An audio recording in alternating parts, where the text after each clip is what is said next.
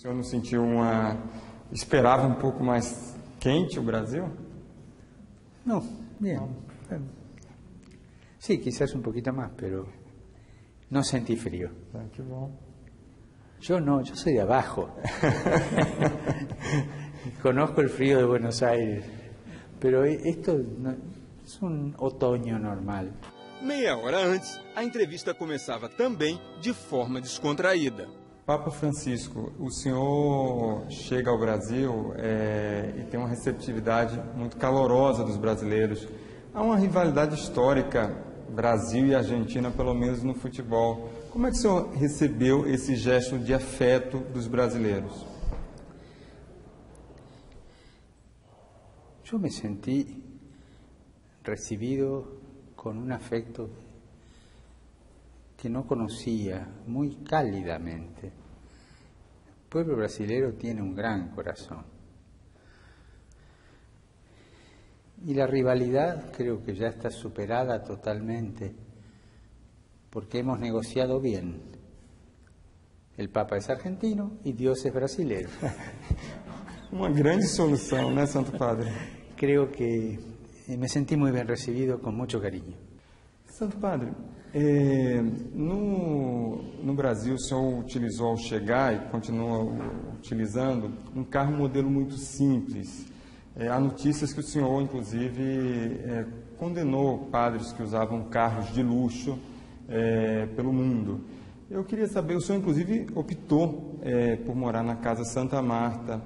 Essa sua simplicidade, uma nova determinação a ser seguida por padres, por bispos y por cardeales? El auto que yo uso aquí es muy parecido al que estoy usando en Roma. Sencillo, que puede tener un empleado normal. En eso siento que tenemos que dar testimonio de cierta simplicidad, incluso diría de pobreza. Nuestro pueblo exige pobreza a los sacerdotes. Le exige en el buen sentido, digo, nos pide eso. A nuestro pueblo le ofende mucho el corazón cuando ve que los que estamos consagrados estamos apegados al dinero, ¿no? Y eso es malo. Y realmente no es un buen ejemplo que un sacerdote tenga un auto último modelo de marca, ¿no? Yo creo que, se lo digo a los párrocos, en Buenos Aires se lo decía siempre, es necesario que el cura tenga una máquina, un carro, un auto, es necesario, porque en la parroquia hay 1000 cosas que hacer, tiene que moverse, pero que sea un auto modesto, ¿no? Eso respecto al auto. Respecto a que me quedé a vivir en Santa Marta, no fue tanto por razones de simplicidad, porque el apartamento papal es grande, pero no es lujoso. Pero mi opción por quedarme en Santa Marta fue por mi modo de ser. Yo no puedo vivir solo, no puedo vivir encerrado, yo necesito contacto con la gente. Entonces, suelo explicitarlo así. Yo me quedé en Santa Marta por razones psiquiátricas, para no tener que estar sufriendo esa soledad que no me hace bien. Y también por razones de pobreza, porque si no hubiera tenido que pagar en psiquiatras mucha plata. Y entonces no es bueno eso. No, es por estar con la gente. Y Santa Marta es una casa de huéspedes. Viven unos 40 entre obispos y sacerdotes que trabajan en la Santa Sede. Tiene 130 piezas más o menos. Y sacerdotes y obispos y cardenales y laicos, huéspedes en Roma, habitan ahí. Yo como en el comedor común de todos. Desayuno, almuerzo y cena lo tengo allí. Y uno siempre encuentra gente distinta, ¿no? Y eso a mí me hace bien. O sea, que esas son las razones. Y ahora, la regla general. Creo que Dios nos pide en este momento mayor simplicidad. Es una cosa interior que a la Iglesia lo pide. O Santo Padre, quando o senhor chegou ao Rio de Janeiro, houve falhas na segurança. Inclusive ali o seu carro foi ali levado para o meio da multidão. O Papa Francisco ficou com medo? Qual foi o seu sentimento naquele momento? Yo no tengo miedo. Soy inconsciente, pero no tengo miedo. Sé que nadie se muere en la víspera. Cuando me toque, lo que Dios permita, será.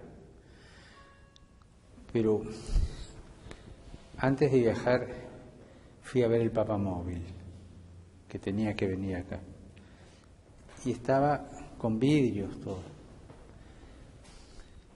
Si usted va a ver a alguien que quiere mucho, amigos, con ganas de comunicarse, ¿usted los va a visitar dentro de una caja de vidrio? No. Yo no puedo venir a ver a este pueblo que tiene un gran corazón detrás de una caja de vidrio.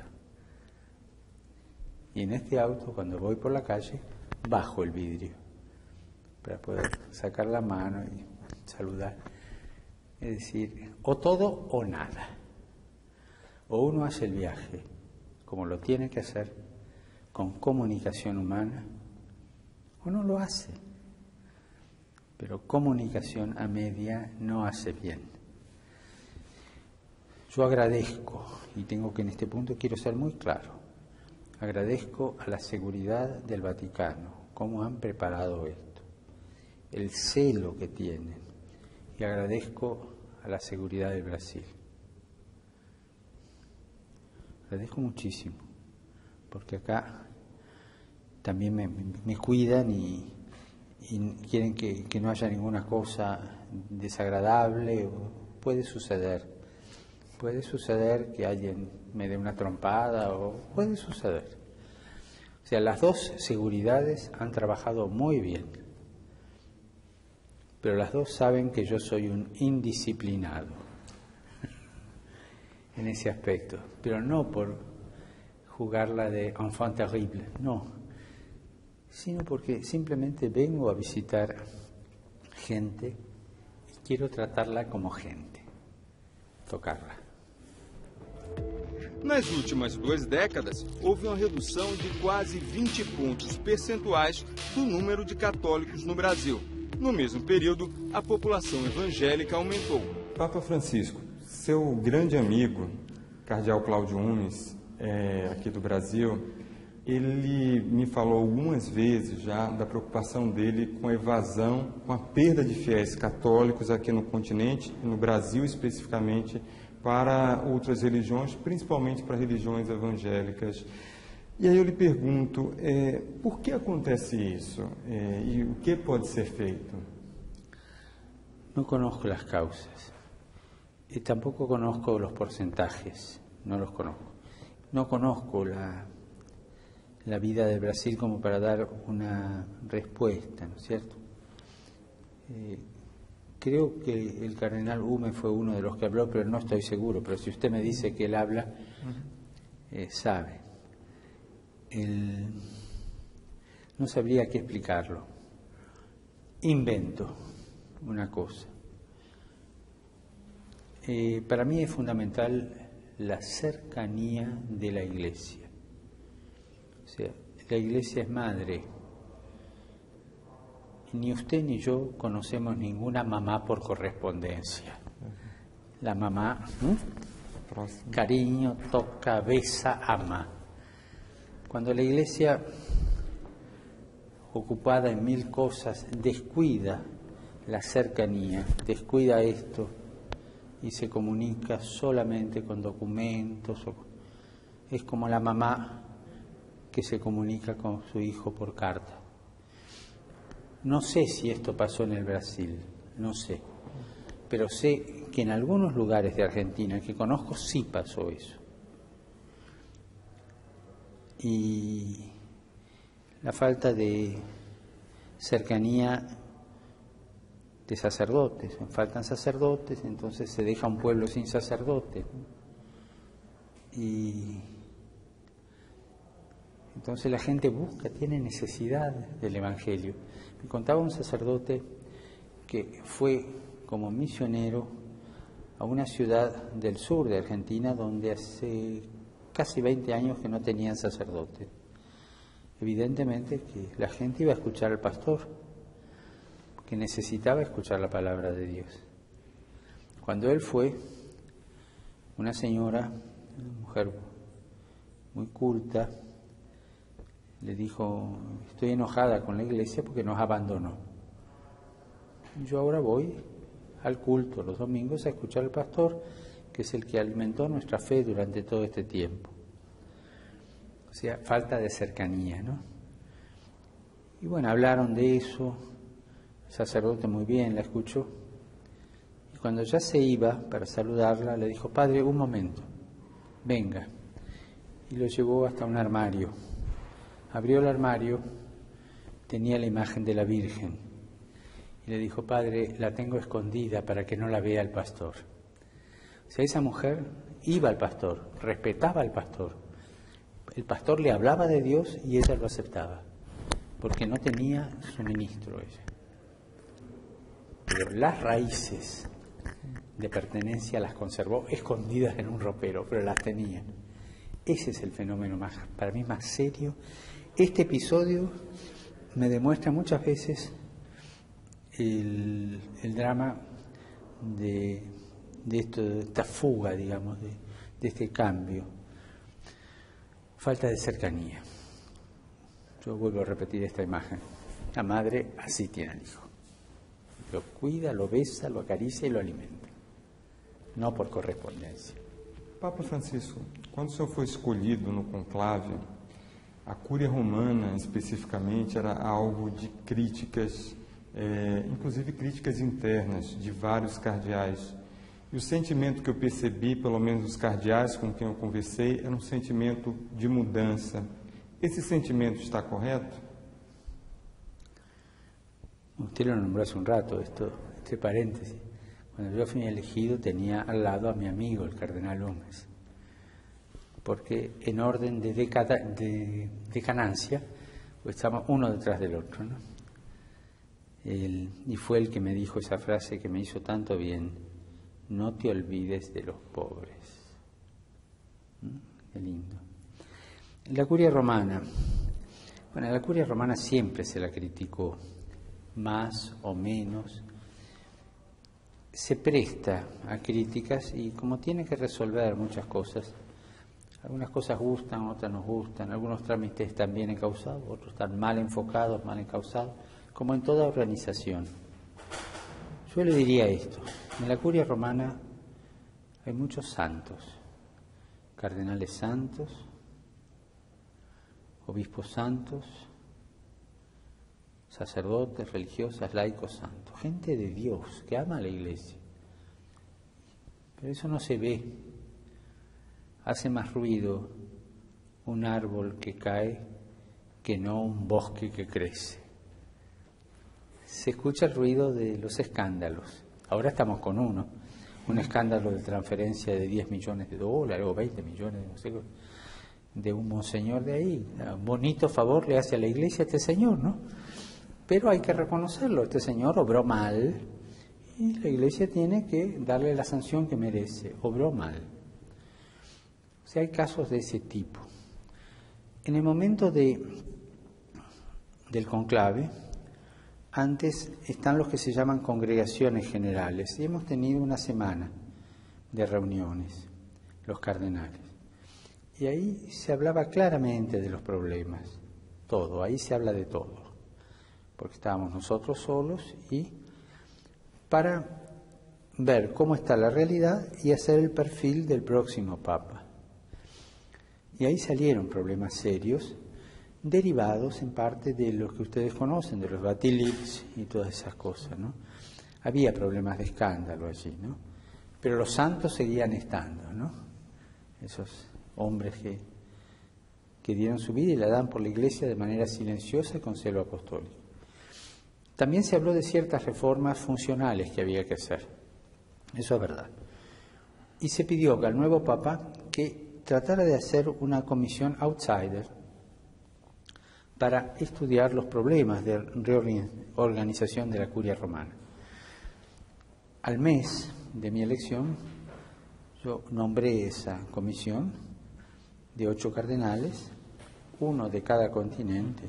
En América, 2, uno de América del Norte y otro de América del Sur, con un coordinador que también es latinoamericano y un secretario que es italiano. Y ya han llegado muchos documentos que esta comisión, que los miembros de esta comisión han obtenido y que nos los pasamos entre nosotros. Tendremos la primera reunión oficial 1, 2 y 3 de octubre. Y ahí se verán algunas pautas. Yo no creo que salga de ahí alguna cosa definitiva, porque la reforma de la curia es muy seria y veo las propuestas y son propuestas muy serias que hay que madurar, ¿no? Calculo que vamos a tener que hacer 2 o 3 reuniones más antes de que se note alguna reforma. Por otro lado, los teólogos dicen esto desde, no sé si de la Edad Media. En latín dice, Ecclesia semper reformanda. La Iglesia siempre se tiene que reformar, si no se queda atrás. Así que también esto no solo es por los escándalos del Batilix, que los conoce todo el mundo, sino porque la Iglesia siempre se tiene que reformar. Y hay cosas que servían para el siglo pasado, hay cosas que servían para otras épocas o para otros puntos de vista y que ahora no sirven más y que hay que reacomodarlas. Entonces así la Iglesia es dinámica y responde a las cosas de la vida, ¿no? Y todo esto se pidió en la reunión de cardenales previa. Nesse momento, o senhor chega, queria saber da sua mensagem aos jovens brasileiros. Estamos na Jornada Mundial da Juventude. Sua mensagem no momento em que os jovens estão nas ruas do Brasil protestando e demonstrando insatisfação. Insatisfação de uma forma muito ampla. Eu queria saber qual a mensagem para esses jovens. En primer lugar, que hay muy claro que no conozco los motivos de la protesta de los jóvenes. O sea, si yo digo algo sin aclarar esto, hago daño a todos, porque doy una opinión sin conocer, ¿no? O sea, con toda franqueza le digo, yo no conozco bien el por qué los jóvenes protestan. Primer punto. Segundo punto, un joven que no proteste a mí no me gusta, porque el joven tiene la ilusión de la utopía, y la utopía no siempre es mala, ¿no? La utopía es respirar y mirar adelante, ¿no? Y un joven tiene más frescura, menos experiencia de la vida, es verdad, ¿no? A veces la experiencia de la vida nos frena, pero tiene más frescura para decir sus cosas. Un joven es esencialmente un disconforme, y eso es muy lindo, pero eso en general de todos los jóvenes. Yo diría en general, hay que escuchar a los jóvenes, hay que darles sitio de expresión y cuidarlos para que no sean manipulados,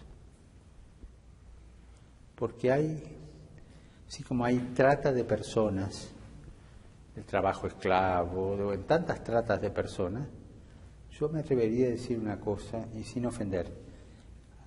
Hay gente que busca la trata de jóvenes, manipulando esta ilusión, este disconformismo que hay, y después le arruinan la vida al joven. Entonces, cuidado con la manipulación de los jóvenes. Al joven siempre hay que escucharlo, cuidado en una familia. Un padre, una madre que no escuchan a su hijo joven, lo aíslan, le crean tristeza en el alma y no se enriquecen ellos. Na sequência, o Papa abordou um assunto sobre o qual ele havia falado no encontro com os fiéis argentinos na Catedral Metropolitana do Rio, na mesma quinta-feira: o dinheiro. Este mundo actual que estamos viviendo había caído en la feroz idolatría del dinero. Y se da una política mundial muy impregnada del protagonismo del dinero.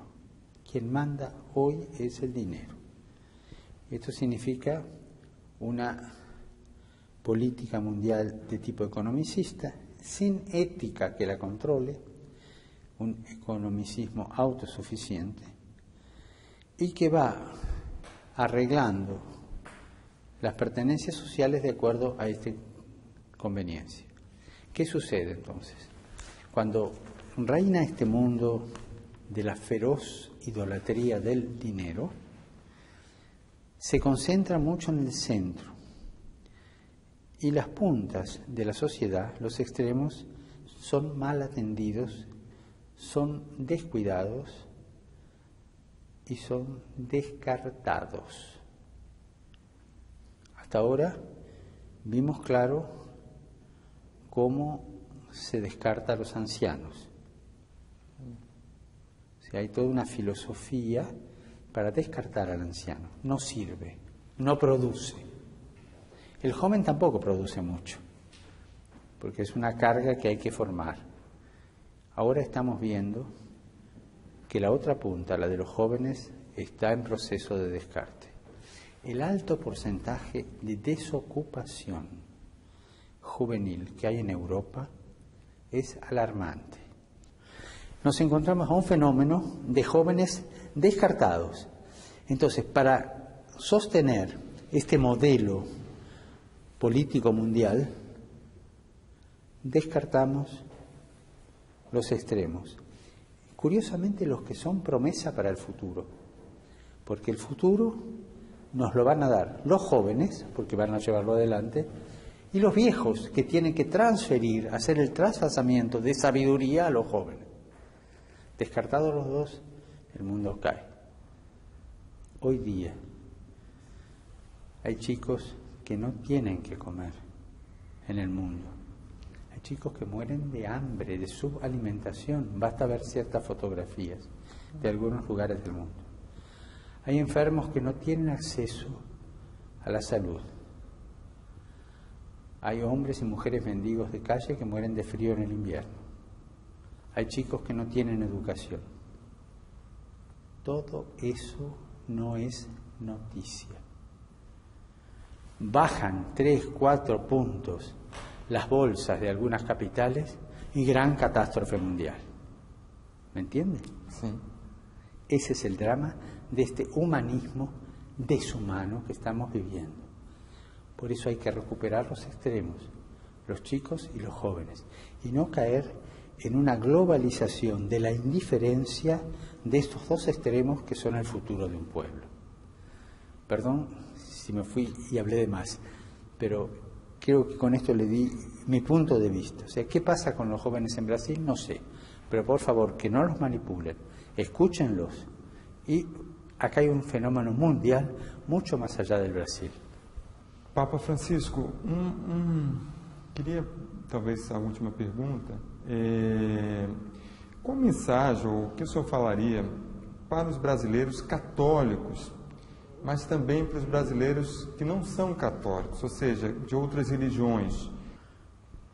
Creo que hay que fomentar una cultura del encuentro en todo el mundo. Todo el mundo. O sea, que cada uno sienta la necesidad de dar a la humanidad los valores éticos que necesita hoy día la humanidad y defender esta realidad humana. Y en ese aspecto creo que es importante que todos trabajemos por los demás, podar el egoísmo y un trabajo por los demás según los valores de la propia fe. Cada confesión tiene su creencia, pero según los valores de su propia fe, trabajar por los demás. Y nosotros encontrarnos todos para trabajar por los demás. Si hay un chico que tiene hambre y no tiene educación, lo que nos debe interesar es que deje de tener hambre y que tenga educación. Si la educación se la dan los católicos, los protestantes, los ortodoxos o los judíos, a mí no me interesa, me interesa que lo eduquen y que le quiten el hambre. Eso tenemos que ponernos de acuerdo. Hoy día la urgencia es tal que no podemos pelearnos entre nosotros a costilla de los demás. Primero trabajar por el prójimo. Después hablar entre nosotros con mucha altura, dando razón de nuestra fe cada uno, buscando entendernos, ¿cierto? Pero sobre todo hoy día urge la proximidad, la salida de sí mismo para solucionar los tremendos problemas mundiales que hay. Creo que las religiones, las diversas confesiones, me gusta hablar más bien de diversas confesiones, no pueden irse a dormir tranquilas mientras haya un solo chico que muera de hambre, un solo chico sin educación, un solo joven o anciano sin servicio de salud. Pero el trabajo de las religiones, de las confesiones, no es beneficencia, es verdad. Pero al menos en nuestra fe católica y en nuestra fe cristiana vamos a ser juzgados por estas obras de misericordia. Muito obrigado, Papa Francisco. Muito obrigado pela Yo le agradezco a usted la entrevista. amabilidad que tiene.